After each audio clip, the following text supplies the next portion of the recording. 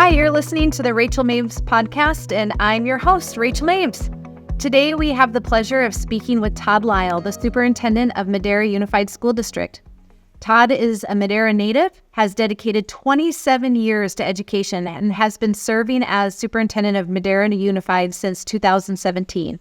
He's a graduate of California State University, Fresno, with a bachelor's in history and a master's in educational leadership from the College of New Jersey. Todd began his teaching career at Clovis High School and went on to teach overseas in Honduras and Dubai. After returning to California, he led leadership roles as vice principal and principal at Madera South High School before becoming chief academic officer in 2015. Todd is known for his passion for educational innovation and is also a founding member of the Center for Advanced Research and Technology in Clovis Unified. Throughout his career, he has consistently prioritized student-centered learning and academic improvement within Madera schools, and I'm excited and just so grateful to have you joining me today, Todd. Well, thanks, Rachel. That is a introduction that makes my career sound a whole lot better than it's ever felt. It's very illustrious. You've had a lot of different experiences in different places. That's true. In fact, it was funny when you said 27 years in education, I was like, wow. Wait a second, I think I just had my 30th high school reunion. How could that be? Because I started in 1992. So it's actually longer than that. Oh, that's crazy. Yeah, I started as a paraprofessional in 1992 at my old elementary school, as a matter of fact, and in a special ed program. Oh, you're kidding. No, I think I could still teach open court reading if I had to. That's so funny. That's awesome. I love, too, that that's a track. I mean, you kind of almost started in a grow your own type of track before it was became a thing like it is now. That's pretty amazing, Todd. Well, one of the things that has been sort of front and center in my thought process lately is how important our support staff actually is, our classified staff. And, I was one. And when I came back to the district, I started there. I was there for like 4.5 years, I think, all told. And I was sort of out of education in a formal way for for one semester while I was student teaching. So I guess I really wasn't out. Just there were no dollars exchanged for time at that point, right? That was that's the only time in my adulthood when I haven't had a time and dollar exchange in education, was just as a student teacher for one semester. Anyway, the point being that when I came back to Madera, because I left in 1996, the middle of December of 1996, trying to learn how to be a vice principal, I would never have learned if not for the support staff. It was my admin assistant, there were safety officers that helped, some paraprofessionals that helped, especially the ones that were doing like the, one-on-one with students with special needs. I just learned so much from them. And then it's kind of grounding to go, oh yeah, I started there too. Yeah, that's amazing. Yeah. So that's a great segue into the first question that I have is why education? Clearly you got the bug early. If you graduated from high school and then jumped into a para position and then that's been your trajectory ever since. Why education? Why choose that field? Well, it's the family business. That's part of it, I think. I think it's very interesting that, so often in education, it is the family business. And, there's the nature and nurture thing, but I think more and more I'm subscribing to the nature part of it. I think there's an awful lot of inheritance in this work. And maybe it's not that everybody that goes into education, but they go into some sort of service field, it seems. There's a lot of us who are, the children of educators who find ourselves on some level working directly with people out there in need in one way or another. And whether that's education is probably just the single profession in that general, genre of professions that has the most availability. And once you've gone through it, right, you can imagine it. You have a paradigm. And so I grew up in a household full of educators. My mom and dad were both teachers when I was a little kid. So I grew up hearing about the district and its history and the schools and their challenges and what the people in town were saying and the criticisms and not being able to pass a school bond and schools are overcrowded and the economy and tax dollars and negotiations and all of that. And my uncle was a vice principal, and his wife, my aunt, who I'm still very close to, was a special educator here in town. And this was her hometown. We're all here because of her. Oh, wow. So, yeah. And her dad was a principal and before that, a teacher. So I was just sharing with someone that my living history to some degree of education in the city of Madera goes back into the 40s. That's amazing. I mean, very few people can track that, like what you're sharing. That's pretty powerful. Well, it was pretty cool. My neighborhood actually was a pretty neat neighborhood to grow up in too. And not only was it really diverse and multicultural, multiracial and all of that, and a lot intergenerational too, but there were teachers in and around our neighborhood growing up. So one of the ladies that I think is probably one of the more inspirational leaders in the history of this district was a former principal here, first female superintendent. And she's absolutely brilliant. And like when she walks in the room, the lights get brighter and the birds sing better. She's that kind of person. But she lived around the corner from me, and I used to water her plants when she went on vacation. That was my job as a little guy. How amazing. So I'm curious, Todd, since you've been there for so long and you've had family who have been there for even longer, how has Madera kind of shifted and changed in the education side? I mean, because now you're superintendent and you're leading this district. What have you seen? Well, I mean, leading is a subjective word, right? Like sometimes I feel like I'm riding on the back of it, holding on for, just trying to get 8 seconds out of it if I can. That's right. But it's really changed a great deal. It used to be that education was a pretty well-defined profession. And today we have spilled out and the edges of education are really blurry and they continue to expand outward, right? Like I think that in a larger sense, education has kind of become a catch-all. It's where services can be provided to anybody who needs them. And we continue to add more and more services to older and older people, people who we do not get any tax dollars for, right? And younger kids too, for which we get no tax dollars. So we're learning we're beginning to develop plans to interface with families not too long after they give birth, because we need them to start thinking about structuring the household, structuring, or really battling back against all the forces that I think are damaging the internal structures of our own home lives. There's just so much there.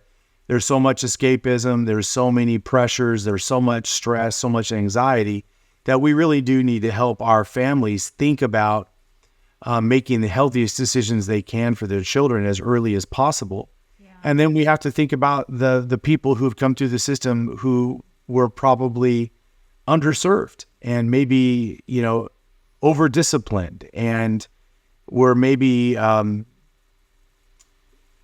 think in many cases, they feel as though they were undervalued and they weren't as well educated or as cared for or as inspired as they felt like now in retrospect they needed to be. And so in a lot of cases, we have created some inborn animosity with generations of, young Maderans that came through the system who felt criminalized or who felt as though they weren't necessarily seen or heard. And now they're parents and they're grandparents. And they're not necessarily willing partners with us. So we have a lot of work we have to do on both ends. And we've got a lot of mental health services we need to provide. And we have extra nutritional services we need to provide. And we've got after school programs. And now we've developed a community athletic and recreation department that provides, really high quality youth sports right now, flag football, wrestling, basketball. We've done some golf and some Babe Ruth baseball and softball. I mean, we're kind of expanding all over the place, but it's all free and it's aligned to our varsity sports. We have our kids and our coaches as part of that because we need to get our people out playing and struggling together. There's so much we can learn from all of that, right? So we have just, used to be that school was what happened from, 8 a.m. to 3 p.m. And there was a nurse there sometimes who did hearing tests once in a while. And there might have been a little bit of special education that happened somewhere. We probably didn't talk about it too much because inclusion wasn't a thing. In fact, we probably didn't want to, at some point in our institutional careers. And man, we are just so much more dynamic and service-oriented than that.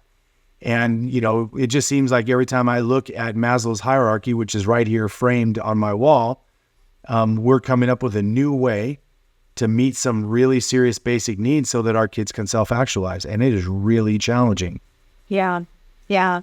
What you said was really powerful, Todd, and I hadn't thought about it. In a community where people stay, they're going to have their experience of what K-12 education is like. And then when they become parents and their kids are going through that system, the fracturing that can create between the relationship and partnership between the district and then the families.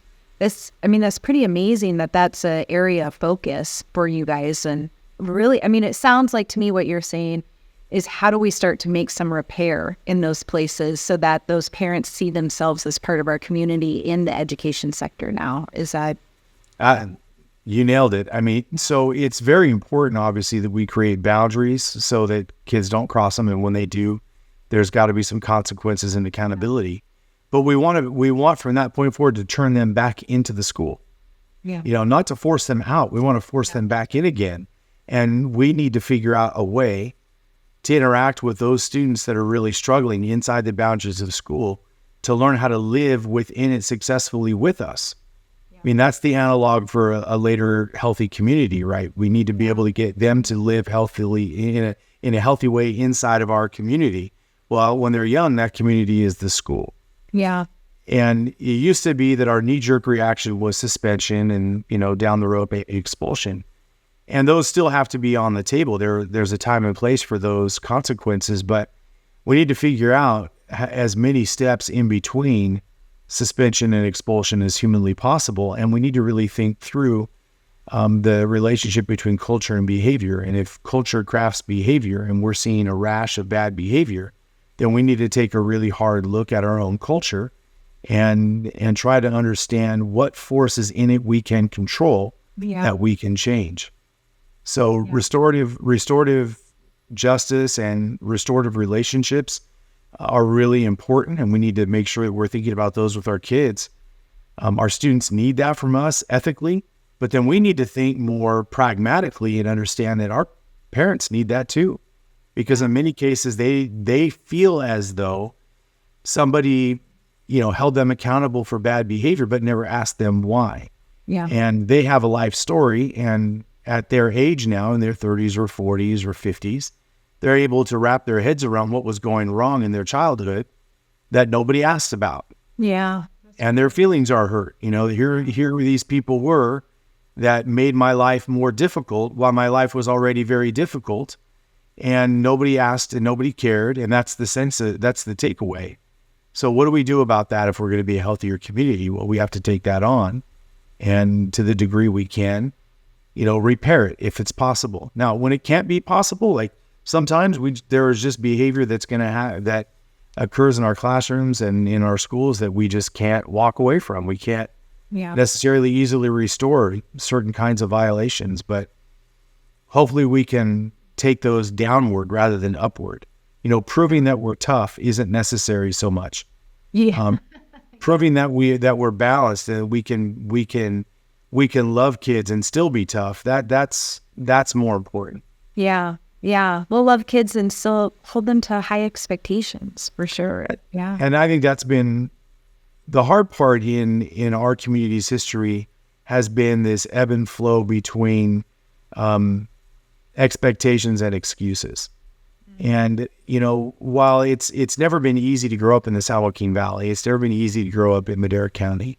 These are not communities or a region of the country that's, well endowed with a lot. There are people here who have plenty, but there are a lot more people that just don't. And for us to get caught up on the excuses rather than the expectations really does a disservice to the potential of our students. It's the raw material has always been there, right? It's just a matter of can we work with it? Can it be shaped?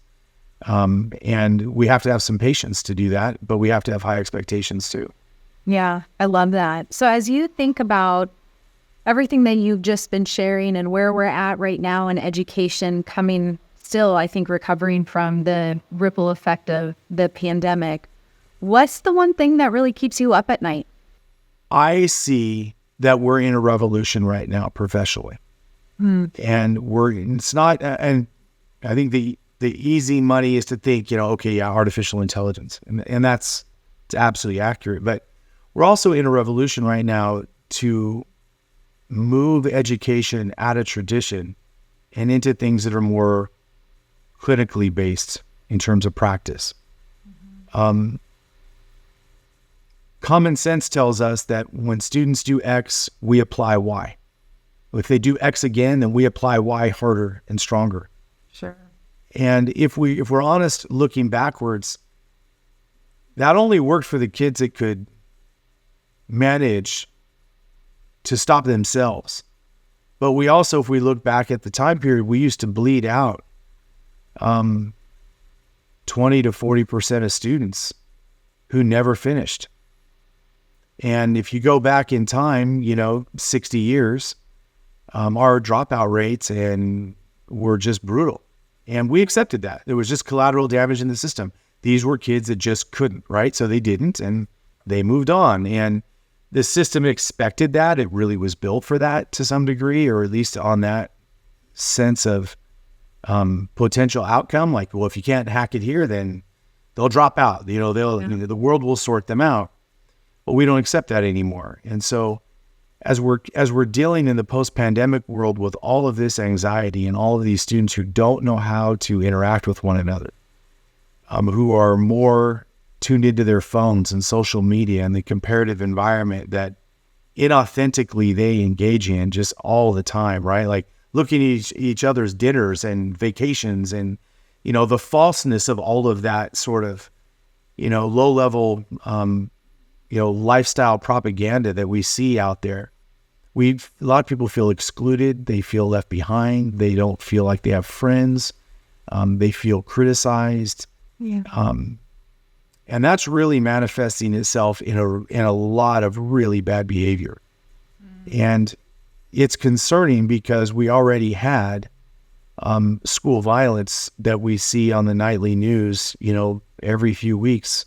Some terrible tragedy in some school that seems like it's never all that far away when you learn about the population and the impacts. It just feels like it could always be here.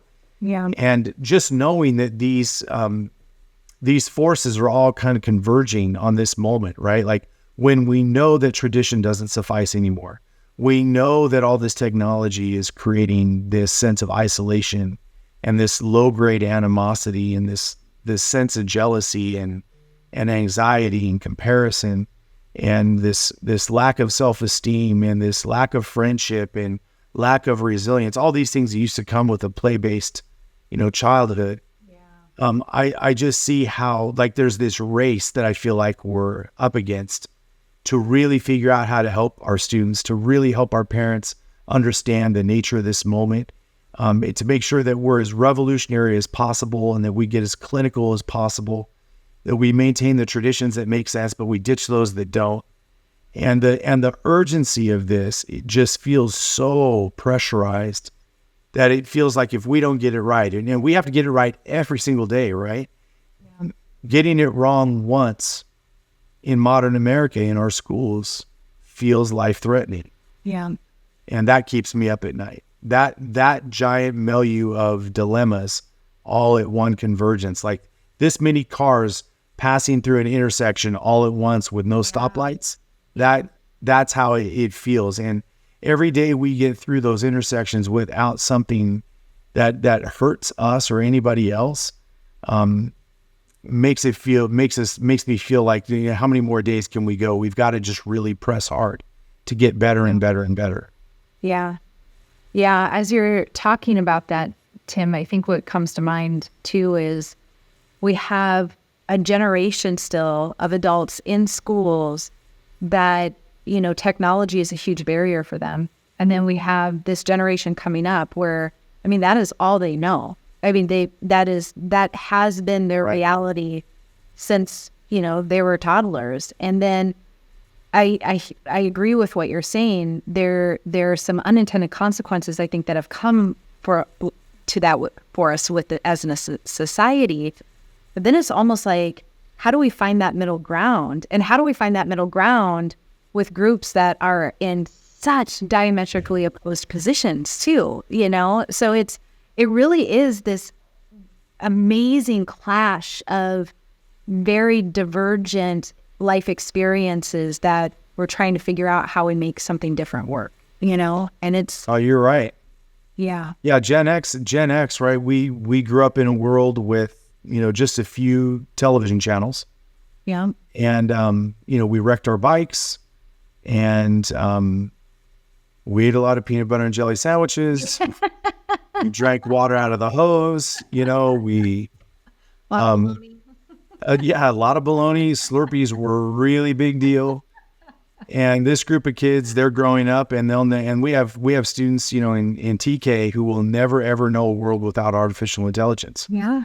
And they will also never ride their bikes because they just don't. Yeah.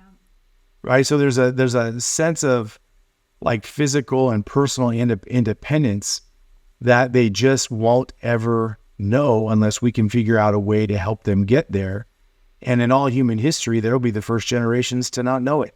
Yeah. Well, and I would say, I wonder too if they'll end up finding independence even in a different way, Maybe. Like looking for information, how quick and fast and easy that is, as opposed to having to go to somebody who potentially knows, or connecting with other people, or finding and mining information in a different way. Now it's at a touch of a button. So I wonder, like, if part of that will be, what does independence look like differently? Because I just, it's like the cat's out of the bag. We're not going to go back. But then what does that mean going forward? And I think everyone's kind of wondering about that right now. It's interesting, isn't it? Yeah, it's really fascinating. A really smart guy that I get to interact with made the comment not long ago that for every piece of technology that we adopt, we get something and we lose something. Yeah, true. Yeah. And, in human history, what we're losing now are things that we've never lost before. Yes, that's right. What we're gaining now are things we've never gained before. And what we're gaining is like the sense of efficiency, the sense of getting everything as fast as we can. But we're also losing a lot of human connections. And in a human service, like education, losing the human connection feels very antithetical to the mission. Yeah. And it doesn't feel like that in our evolutionary history, we were ever evolved for the level of efficiency that we are able to get to now. Yeah. And the level of satisfaction that we seem to never get to either. Yeah. And it's really strange too, because I do think even in these conversations where we talk about AI and what that means for education and if it's going to end up replacing teachers, and I just keep coming back to one of the key lessons I think that came out of the pandemic, when we had all of our kids across the United States and the world now not having that regular human connection and only being able to learn via Zoom or whatever method was set up, what that did to their social, emotional learning and mental health. Like, we saw suicidal ideation go up. We saw rates of depression go up. I mean, it was awful. So that's like, there's this weird, like, so what is the middle ground? Because it can't be this and it can't be that. But right. Yeah, I love, Todd, just as you guys are grappling with all this, are there one or two things that you're finding you've had success with, or ways that you're moving forward in all of this that you feel like would be helpful just to share or think about? Well, we recognized we were doing a lot of interesting research with a really large community stakeholder group, along with our board and our labor partners and a lot of site and district leaders. We were really trying to investigate what was working around the country and around the world. And then the pandemic hit. And we already had some key ingredients as to what was working elsewhere. But it occurred to me at some point, I came to work every day during the pandemic. I never worked from home. I worked right here in this very spot. And I kept thinking, like, we're burning this down. Like, education is never going to be the same for any of us. Like, we can try to return to it the way we knew it, but it'll never really be the same. Yeah. And our teachers will tell us that they don't think our students are the same. And that I think my children are not the same. And, my wife and I both have had that discussion. I don't think I'm the same after all of this. It affected us in a pretty substantial way. So we decided here, we started having some pretty difficult discussions, and we decided to just lean into that. So if education is going to burn itself down, this system has by necessity been altered to serve kids in whatever way we could. Here we are we've all had so many Zoom experiences now, haven't we? Yeah. And what we decided to do was try to create an environment that would touch our kids' hearts a whole lot more and inspire their attendance better. And so what we decided to do was we already had some pretty cool music programs in elementary. And we had an elementary PE program we were really proud of. And we had just great people hired in those roles. They were just doing really good work. A couple of them had been, honored at the state and national level for the work they were doing. This was like an area of success. Can we expand that? And so what we started to really think about was, what would it be like if we offered PE from PE coaches, art from art teachers, music from music teachers, STEM from STEM teachers. And what if we were able to get kids in the library and get real books in their hands at least once a week, every week? What would that be like if we could do that for our TK to 6 students? Yeah. And with that extra time, while those kids go to those enrichment classes, what if the regular classroom teachers could meet together and try to find ways to respond to what the kids, are displaying in terms of being different after the pandemic? What can we do that's different, more engaging, more authentic, more intrinsically motivating, more relevant? Could we challenge ourselves with higher expectations if we had the time to do it? And if it worked that way for other countries, why not for us? So what we tried to do is think through a private school education for public school kids that provided their teachers with more time. And we were just thinking, what would it be like to come through, TK through 6, having all of those inspiring experiences? Would we have more artists? Would we have, more musicians? Would we have more readers? Would we have kids that wanted to be more active? That's a really massive investment, millions upon millions of dollars for tens of thousands of kids to have, that experience every week compounded over all those years of school. What would that be like in 7th and 8th grade and beyond? Yeah. And so we felt like that was really important to do, and we needed to align that to our graduate profile, which is probably a whole podcast in and of itself. Yeah. But we've doubled down on this idea of joy in school. And that's what we kept talking about it as. It's like re-inspiring joy in coming to school. And this year we're putting a lot of time and effort into tracking all the experiences our kids are having. So they are more metacognitive about those experiences, more reflective. And we want them to earn some medals and awards that they can even wear all the way. If they get in 6th grade, that it's so important that they wear it in 12th grade on their, at graduation that night. Aww. Like we want them to feel so empowered and validated about wearing their school colors and bringing some honor to their school and representing their classmates, that they take these experiences and manifest them in athletics and arts and activities to the degree where they feel really connected, where they feel like their community cares about them, where they're wanted at school, where their lives matter, and where they feel like they have a home away from home. Mm-hmm. And if we can't create that in our schools, then we have to hope that our individual teachers do that all by themselves, in absence of all this cultural architecture. And as I've learned from several of my my colleagues in the area, hope is not a strategy. That's right. Yes, that's right. Yeah. Yeah. So wrapping this up with our final question, Todd, what is one question in education we're not asking that we shouldn't be? I think a huge question we're not asking in education is what students imagine would motivate them intrinsically. We do a lot of imagining for them rather than asking them.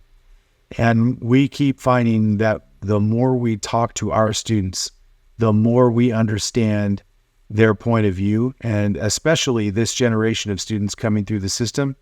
When you ask them, they'll tell you. And if you don't ask them, they'll still tell you. So you might as well create the venue and pose the question, how can we do this better? What would motivate you? What would make you want to be here? What would make you want to learn? They don't learn for their teachers as often as we think they should. From the adult point of view, they don't work real hard for grades always. But man, will they work hard for people they care about. Yeah. And that might be their peers. That might be their teachers. That might be their school community. But they work hard when they know that it's valuable and it feels like it makes sense. And when it feels like it's for people that make sense to them. And when we try to take those things out of the equation and we make it be about standards only and about compliance only and about GPA only, we just find that does not motivate this generation of kids. It sure as hell it didn't motivate me. And I'm not surprised it's not motivating them. Absolutely. This sounds like the perfect next Reel campaign. I mean, just that question, nothing else, just that question. Yeah. What would you imagine what motivates you? Like just in general, I would love to hear what the kids say with that. Yeah, there's authenticity is the answer. And it's a matter of understanding what that means to students. And that's going to be a moving target, right? I mean, yeah, that's right. Yeah, for sure. Yeah. Well, Todd, I want to thank you for joining me today on the podcast. It's been a pleasure just to even get in some of these philosophical things with you and talk through technology and AI and some of that disconnect that we're seeing and how to move forward. I really appreciate you giving your time for it. Well, no, I appreciate the opportunity, and this is a pretty exciting time we're living in these days. So Ferris Bueller had it right. You have to stop and smell the roses. Like life moves fast. Yeah, right. That's right. Yeah, that's right. Well, thanks, Todd. I appreciate it. Thank you. Have a good afternoon.